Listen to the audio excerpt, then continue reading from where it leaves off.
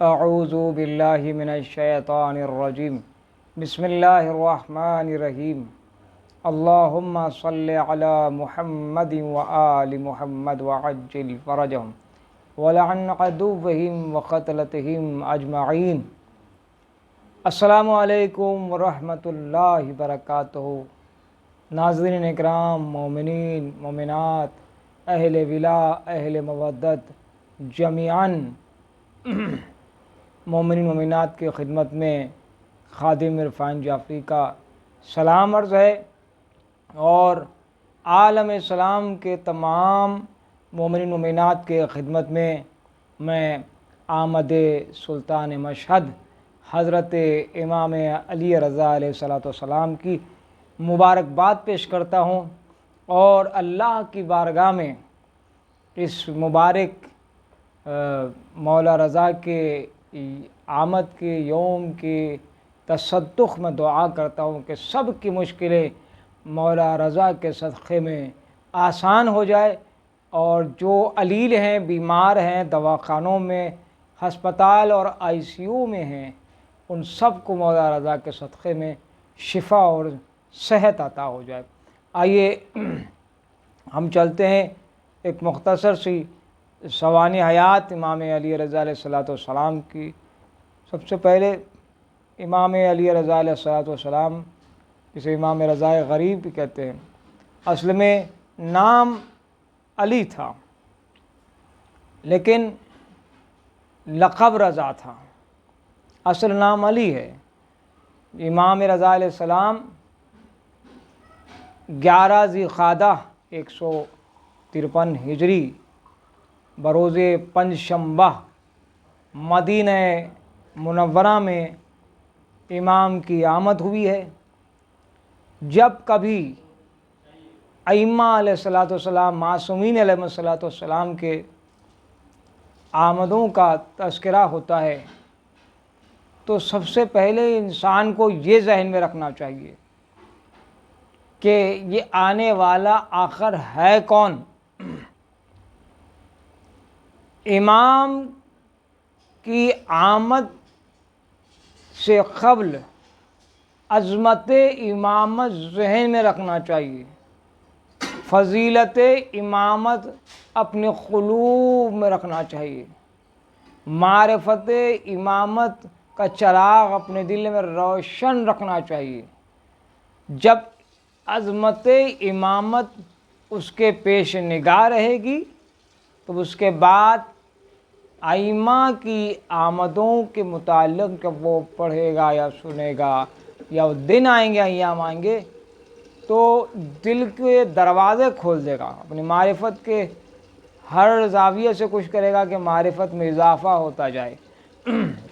بہرحال کہ مولا رضا کی آمد کے ساتھ ساتھ تاریخ شاہد ہے کہ امام علی رضا علیہ الصلوۃ والسلام جب اپنے ماں کے بطن میں تھے، ماں کے جب پیٹ میں تھے، تو یوں ذہن میں تو رکھیے سب کہ ہمارے جو اہل بیت ہیں، ائمہ ہیں، دنیا میں ایسے نہیں آتے جیسے دنیا میں انسان آتے ہیں، دیگر انسان آتے ہیں، ہر انسانات ایسے نہیں آتے۔ اہل بیت کی آمد الگ انداز میں ہوتی ہے۔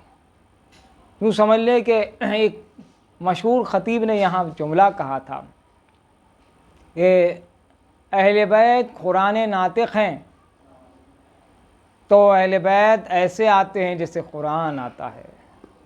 تو بہرحال اس پر ایک الگ سی ایک گفتگو ہے انشاءاللہ۔ آئیے چلتے ہیں۔ ماں کی بطن میں جب مولا امام علی رضا علیہ السلام تھے، تو مولا رضا کی ماں، جن کا لقب تھا ام البنین اور نجمہ خاتون، اکثر فرمایا کرتی تھی کہ میرے بطن سے اکثر تسبیح کی آواز آتی ہے، تہلیل کی آواز آتی ہے، تکبیر کی آواز آتی ہے۔ ماں کہہ رہی ہے میرے بطن سے تسبیح و تہلیل و تکبیر کی آوازیں آتی ہے۔ جب امام کی آمد ہوئی تو امام دونوں ہاتھوں کو آگے بڑھائے ہوئے تھے اور اپنی پیشانی سجدگے کی حالت میں تھی۔ امام رضا علیہ السلام کی آمد ہوئی اور اسی اثناء میں امام موسیٰ کاظم علیہ السلام باب الحوائج تشریف لائے اور پھر مبارکباد پیش کی اپنے اہلیہ کو کہ مبارک ہو کہ اللہ نے تمہارے بطن میں حجت خدا عطا کیا ہے اور یہ ہمارے بعد حجت خدا ہوگا۔ انسانوں اور انسانیت کی ہدایت کرنے والا ہادی برحق۔ یہ سارے واقعات مولا امام رضا علیہ السلام نے زندگی کے ہر حصے میں، ہر پہلو میں ہدایت کے چراغ روشن کیے ہیں اور کوشش کی ہے کہ انسان اللہ کی عبادت کے جانب متوجہ ہو، اللہ کی معرفت کے جانب متوجہ ہو، جینے کا طریقہ جانے، عبادت کے سلیقے جانے۔ مولا رضا نے ہمیشہ یہ کوشش کی ہے۔ یہاں آپ دیکھیں ایک بات کہ مولا امام علی رضا علیہ السلام اپنے دور کے مصطفیٰ ہیں، اپنے دور کے محمد ہیں۔ ہر امام اپنے دور کا محمد ہے، یہ تو خود محمد مصطفیٰ نے فرمایا۔ بسم اللہ الرحمن الرحیم حدیث ذہن میں رہے آپ کے، اولون محمد، اوسطون محمد، آخرون محمد، کلنا محمد۔ ہم سب کے سب محمد ہیں، پہلا بھی محمد، اوسط بھی محمد، آخری محمد، ہم سب کے سب محمد۔ تو اب بتایا خود سرکار دو عالم نے کہ مولا رضا اپنے دور کے محمد ہیں، تو وہ کیسے یہ ثابت ہو؟ دنیا تو ثبوت چاہتی ہے نا، دنیا دلیل چاہتی ہے۔ گفتگو امام رضا پہ ہو رہی ہے، آپ سن رہے ہیں، کوئی کسی ملک میں، کوئی کسی ملک میں، کوئی کسی شہر میں، کوئی کسی قصبے میں، کوئی کسی گاؤں میں بیٹھا ہوا سن رہا ہے اس چینلز کے ذریعے کہ نہیں، علم اور معرفت کے موتی لیجئے جو آپ کی امانت ہے۔ امام رضا غریب علیہ السلام اپنے دور کے محمد ہیں۔ جیسے ایک واقعہ آپ کو سناتا چلوں، اگر میں گفتگو کرنے لگوں امام علی رضا علیہ السلام کے ذات پر تو اس کے لیے تو کم از کم اشرا چاہیے ایک ذات امام رضا پر گفتگو کرنے کے لیے، ہمارے ناقص مبالغ علم کے تحت ایک اشرا ہے۔ لیکن اب میں کوشش ہے میری کہ جو ہے ان تمام اہم ترین باتوں کو سمیٹ کر بہت ہی مختصر وقت میں آپ کی خدمت میں پیش کر دوں۔ دیکھیے، ایک شخص نے خواب میں دیکھا کہ حضرت محمد مصطفیٰ صلی اللہ علیہ وآلہ وسلم، اللہم صلی علی محمد وآل محمد وعجل فرجہم ولعن عدوہم وقتلہم اجمعین، مسجد میں ہیں، منبر پر ٹیک لگائے ہاتھ بیٹھے ہیں، اور وہ خواب میں دیکھتا ہے کہ سرکار دو عالم کے سامنے کھجوروں کا ایک تشت رکھا ہوا ہے، اور وہ جاتا ہے، سرکار دو عالم کو سلام کرتا ہے، تو سرکار دو عالم نے مسکرا کر اس کے سلام کا جواب دیا اور ایک مشت یعنی ایک مٹھی کھجور لے کر کے اس کے دامن بھر دی۔ اب اس نے شمار کرنا شروع کیا، کاؤنٹ کرنا شروع کیا تو 18 نکلے۔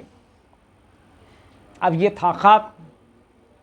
اب خواب جو ہے اسلام میں ہر کسی کو خواب کہنے کا حکم نہیں ہے آپ کو، آپ سنتے جائیں بات، بہت دعائیں لیں گے نیئر بھائی اس چینلز کے ذریعے سے، جو عوام تک کے حق بیانی اور مفید باتیں ان کے ذریعے سے، ان کے چینل کے ذریعے سے پہنچے، جزاک اللہ الخیر۔ خواب جو ہے آپ کو اگر پڑھے تو کسی عالم و فاضل کو اپنا خواب سنائیں یا کسی بزرگ تجربہ کار کو جو علم و معرفت رکھتا ہو ان کو اپنا خواب سنائیں۔ خبردار اپنا خواب ایسے کو بالکل نہ سناؤ کہ جو آپ سے تھوڑا بھی بغض رکھتا ہو۔ پتہ ہے کیوں؟ اب اگر وہ آپ خواب سنائیں گے تو اگر وہ جیسے کہے گا خواب کا اثر ویسا ہی ہو جائے گا، یہ ایک حقیقت ہے۔ تو بہرحال خواب اگر پڑ جائے کسی ایک عظیم شخصیت کا، تو اب عظیم شخصیت کو ہی بیان کرنا ہے جو آپ کی نظر میں عظیم شخصیت ہے علم و معرفت کے لحاظ سے، کہ یہ خواب پڑا۔ اب خواب پڑا ہے حضرت محمد مصطفیٰ صلی اللہ علیہ وآلہ وسلم پر، خواب میں سرکار دو عالم تشریف لائے ہیں۔ تو اب جب خواب سرکار کا پڑے تو جو جس کو خواب پڑا وہ بے چین ہے کہ سنائے کس کو، کسی کو خواب سنانا نہیں ہے۔ اگر کوئی عالم آ جائے خواب میں، کوئی ولی آ جائے خواب میں، کوئی نبی آ جائے خواب میں تو کتنی بڑی بات ہوتی ہے۔ یہ تو نبیوں کا نبی ہے، تو سردار انبیاء ہے، وہ خواب میں آئے تو اب بڑا بے چین تھا۔ ایک سلمان مزاج رکھنے والے بندے خدا نے اس کا ہاتھ تھام کے کہا کہ چلو خواب محمد مصطفیٰ کا پڑا ہے تو اب اس دور کے محمد مصطفیٰ سے ملاقات کر لو اور خواب سنا دو۔ کہ کون ہے؟ کہ فرزند رسول سلطان مشہد حضرت امام علی رضا علیہ الصلوۃ والسلام، خواب سناؤں۔ کہا ٹھیک ہے چلیں، میں مولا امام رضا غریب کو اپنا خواب سناؤں گا کہ خواب میں رسول اللہ آئے تھے اور میں نے خواب ایسے دیکھا۔ اب وہ جب چل رہا تھا تو جب وہ مولا امام علی رضا علیہ الصلوۃ والسلام کی زیارت کرنے لگا تو کچھ دیر کے لیے اس کو محسوس ہونے لگا کہ کہیں میں دوبارہ پھر سے خواب میں تو نہیں چلا گیا، کہ میں خواب میں پہنچ تو نہیں گیا۔ کہا کیا منظر دیکھ رہا تھا؟ امام علی رضا علیہ الصلوۃ والسلام 8ویں امام ایسے ہی بیٹھے ہیں جیسے خواب میں رسول اللہ بیٹھے تھے۔ حیرت کے دریا میں اور غرق ہو گیا وہ، کہ جب اس نے قدم آگے بڑھائے تو دیکھا کہ امام رضا غریب علیہ السلام کے سامنے کھجوروں کا تشت رکھا ہوا ہے، ایسے ہی تشت رکھا ہوا ہے جیسے خواب میں رسول خدا کے سامنے تشت رکھا ہوا تھا۔ اب تو بڑی عجیب بات ہو گئی، میں تو خواب سنانے آیا تھا، یہ تو تعبیر بن گئی ہے۔ بہرحال وہ شخص پہنچا، بڑی احترام سے امام کو سلام کرنے لگا تو امام نے جواب سلام ایسے ہی دیا جیسے خواب میں رسول خدا نے جواب دیا تھا۔ اور اس کے بعد امام علی رضا علیہ السلام نے اپنے ہاتھوں کو آگے بڑھایا، ایک مشت یعنی ایک مٹھی کھجور لے کر کے اس کے دامن بھر دیے، ایسے ہی بھرے جیسے خواب میں رسول خدا نے بھرے تھے۔ اور جب اس نے شمار کیا، کاؤنٹ کیا تو بھی 18 نکلے۔ یعنی دنیا یہ جان لے کہ محمد مصطفیٰ رسول اللہ کے ہاتھ کے ہتھیلی میں اور امام رضا غریب علیہ السلام کے ہاتھ کے ہتھیلی میں بھی فرق نہیں ہے، تو جن کے ہاتھ کے ہتھیلی میں بھی فرق نہ ہو ان کی رفتار میں کیا فرق ہو، کردار میں کیا فرق ہو، سیرت میں کیا فرق ہو۔ یہ اپنے دور کے محمد ہیں، اولونا کلونا محمد، سب کے سب محمد ہیں، اپنے دور کے محمد ہیں۔ اچھا اب دیکھیے، وہ کہتا ہے کہ میں آخر کچھ سوال تو کروں، جو جیسے ہی اس نے سوال کیا کہ یا فرزند رسول مجھے کچھ اور کھجور عنایت فرمائیں، تو تاریخی جملہ 8ویں امام کا تھا۔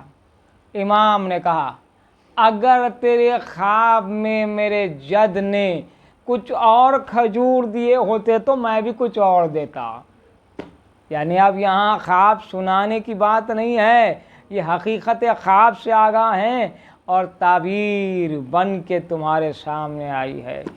دیکھو آپ نے اس واقعے کے ذریعے کیا سیکھا کہ امام رضا غریب اپنے دور کے مصطفیٰ ہیں، اپنے دور کے محمد ہیں، اپنے دور کے یاسین ہیں، اپنے دور کے مزمل ہیں، اپنے دور کے مدثر ہیں۔ اور امام رضا غریب نے ہمیشہ یہ کوشش کی کہ ہر طرح سے اسلام کا پرچار ہو، اللہ کے توحید، رسول کی رسالت، علی کی ولایت اور تمام ائمہ کی ولایتوں کا تا آخر زمان امام مہدی صلی اللہ تعالیٰ عنہ کی ولایت کا بہترین انداز میں اس ولایت کے ائمہ کی تبلیغ ہو۔ اور یہاں آپ دیکھیے جہاں پر نیشاپور کا وہ بازار اور ہزارہا خرطاس و قلم لے کر کے مولا رضا کے لبوں کی جنبش سے نکلے ہوئے الفاظ کے منتظر تھے، تو اس میں حدیث کیا بیان کی ہے؟ حدیث خصوصی سرکار نے، امام رضا غریب علیہ السلام نے، کہ لا الہ الا اللہ، اللہ نے کہا۔ کیسے بیان کیا؟ کہا مجھ کو میرے بابا نے، ان کو ان کے بابا نے، ان کو ان کے بابا نے، ہوتے ہوتے سرکار دو عالم کو جبریل کو خدا نے، لا الہ الا اللہ میرا خلا ہے، جو اس میں داخل ہوگا وہ امان پائے گا، نہیں ہوگا امان نہیں پائے گا۔ لیکن بشرطہا و شروطہا، اس لا الہ الا اللہ کی کچھ شرطیں ہیں۔ اس کے بعد وہ جملہ کا انا من شروطہا، اور میں ان شرائط میں سے ایک شرط ہوں۔ آپ نے غور کیا، امام رضا غریب علیہ السلام نے یہ بتایا کہ ہم ائمہ اہل بیت لا الہ الا اللہ کے شروط ہیں، شرائط ہیں، اور ان میں ایک شرط امام رضا غریب نے کہا کہ میں ہوں، تو پتہ چلا لا الہ الا اللہ کی شرط ہے علی ولی اللہ۔ تو پھر جب تک کہ علی ولی اللہ کا اقرار نہ ہوگا لا الہ الا اللہ قبول نہیں ہوگا۔ تو دنیا یہ پیغام سنتی، اور امام رضا غریب علیہ السلام نے مختلف اقوال بیان کیے ہیں۔ آج مولا کے وہ اقوال بھی سن لیں۔ ہم ولادت اور آمد کی جو تاریخ مناتے ہیں، اس کا مطلب یہی نہیں ہے کہ ہم سرخ لباس اور بہترین مزین لباس پہنے ہوں، اپنے آپ کو معطر کر لیا، محفلوں میں گئے، جشن کر لیا۔ ٹھیک ہے، یہ تو آپ کا تقاضۂ مودت ہے، آپ کا اظہار مودت ہے، لیکن اصل میں آپ کو امام رضا کے حالات پڑھنا ہے۔ جس امام کی ولادت و آمد کی تاریخ ہو، اس امام کے حالات پڑھیے، کم سے کم 14 ستارے کھول کر کے اس میں تاریخ لکھی ہوئی ہے۔ حالات پڑھیں، امام نے کیسے زندگی گزاری، امام نے کیا کیا کیا، ایثار و قربانیاں کیسے کی، دین اسلام کی تبلیغ کیسے کی۔ آئیے بہت سے چھوٹے چھوٹے اقوال میں آپ کی خدمت بیان کرتے ہوئے آپ سے اجازت چاہتا ہوں۔ مولا نے فرمایا، یہاں دیکھیے آج سارے ڈاکٹرز جو ہے بڑے بڑے جو ہے نا علاج کرتے ہیں، لاکھوں روپے لگ جاتے ہیں ایک مریض کو ٹھیک ہونے کے لیے۔ تبھی بھی ٹھیک ہونا یا نہ ہونا اس کے درمیان میں ہوتا ہے مریض۔ لیکن امام رضا نے تو ایسے ایسے نسخے بتائے ہیں، آج اگر کوئی طب رضا کتاب جو ہے اگر کسی کے پاس ہو تو اس کو پڑھ لے۔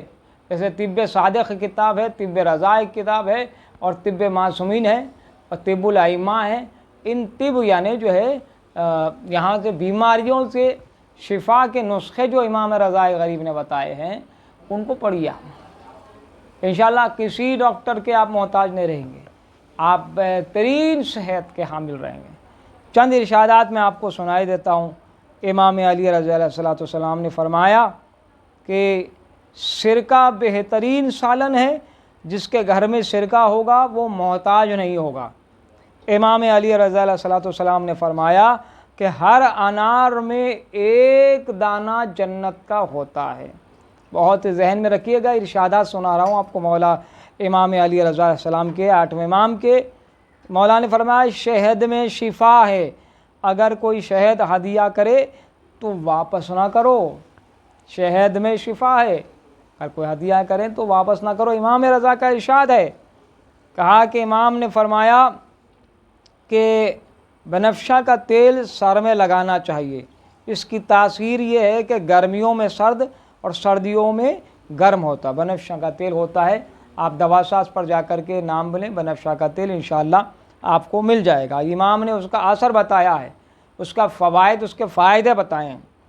اور امام رضا غریب علیہ السلام نے فرمایا جو زیتون کا تیل سر میں لگائے یا کھائے اس کے پاس 40 دن تک شیطان نہیں آئے گا۔ آئیے چلتے ہیں اور خوش ہو جائیں گے آپ، بہت کچھ امانتیں آپ تک پہنچانی ہے بہت۔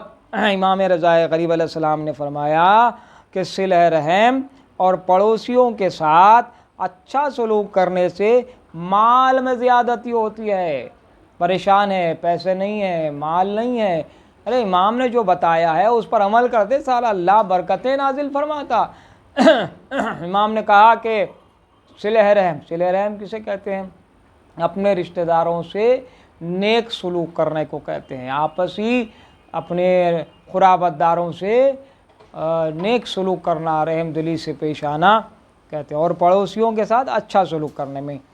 اور امام رضا غریب نے فرمایا اپنے بچوں کا 7ویں دن ختنہ کر دیا کرو۔ اس کے بعد امام رضا غریب نے فرمایا کہ قرآن پڑھنے سے، شہد کھانے سے اور دودھ پینے سے حافظہ بڑھتا ہے۔ بچوں کو آپ کوشش کرتے ہیں کہ اچھا حافظہ ہو، ہر انسان چاہتا ہے کہ اس کا حافظہ قوی ہو جائے، تو قرآن پڑھنے سے، شہد کھانے سے اور دودھ پینے سے حافظہ بڑھتا ہے۔ اور کھانے کی ابتدا آخری 2 نسخے سن لیں، انشاءاللہ آپ کے لیے دعا کرا دوں۔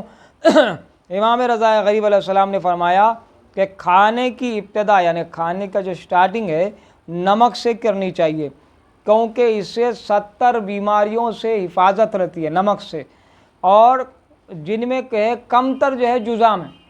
جذام کو ہم بہت بڑا سمجھتے ہیں، امام رضا نے کہا کھانے سے پہلے نمک، تھوڑا سا نمک، کھانے کے بعد تھوڑا سا نمک کھائیے تو آپ کو یہ 70 بیماریوں سے بچائے گا یہ نمک، جن میں چھوٹا سا جو ہے جذام ہے۔ انشاءاللہ بہت میری بات ختم ہوئی ہے، آخری حدیث ہے مسور کی دال کے لیے متعلق، ہم مسور کہتے ہیں، اکثر گھروں میں استعمال کرتے ہیں۔ امام رضا غریب علیہ السلام فرمایا کہ مسحور جو ہے 70 نبیوں کی پسندیدہ خوراک ہے، اس سے دل نرم ہوتا ہے اور آنسو بنتے ہیں۔ انشاءاللہ پروردگار عالم کی بارگاہ میں دعائیں ہیں کہ امام رضا غریب علیہ السلام کی ولادت کے صدقے میں، آمد کے صدقے میں ہم تمام کی حاجتیں برلائے، ہماری حاجتیں برلائے، ہماری پریشانیوں کو دور فرمائے، مشکلات آسان ہو، جو بیمار ہے دواخانوں میں، ہسپتال میں، آئی سی یو میں، صدقہ امام رضا علیہ السلام کا انہیں شفا و صحت کی دولت سے مالا مال فرمائے، جو بے روزگار ہیں ان کو روزگار سے مالا مال فرمائے۔ پروردگار ہم سب کو امام رضا علیہ السلام کے صدقے میں ذہنی، دلی، دماغی، جسمانی، قلبی، روحانی سکون کی دولت سے مالا مال فرمائے۔ امام زمانہ کے ظہور میں تاج الناصران امام شمار کا شرف ہو، اور پھر خاص دعا ہے کہ ہم تمام کو کربلائے معلیٰ کی زیارت عطا فرمائے۔ اللہم صلی علی محمد و آل محمد وعجل فرجہ۔